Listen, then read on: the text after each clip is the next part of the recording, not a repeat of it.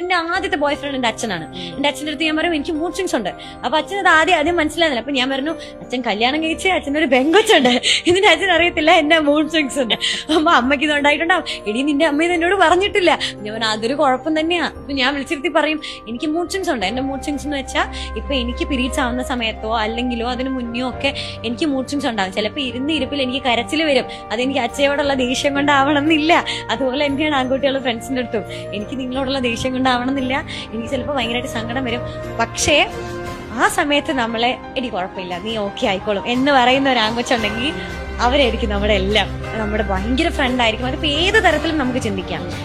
അച്ഛ ആയിക്കോട്ടെ, അല്ലെങ്കിൽ ഒരു ഫ്രണ്ട് ആയിക്കോട്ടെ, നമ്മുടെ പാർട്ട്ണർ ആയിക്കോട്ടെ, നമുക്ക് അവരായിരിക്കും ഏറ്റവും ബെസ്റ്റ്. കാരണം നമ്മുടെ കാര്യങ്ങൾ അവർക്കറിയാത്തൊരു കാര്യം അവർ മനസ്സിലാക്കി. അത് വലിയൊരു കാര്യമില്ല. അവർക്ക് ഇതിനെപ്പറ്റി ഒരു ധാരണയേ ഇല്ല. എന്താണ് മൂഡ് സ്വിങ്സ് എന്നോ ഒരു ധാരണയില്ലാത്ത ആൾക്കാരാ അവര്.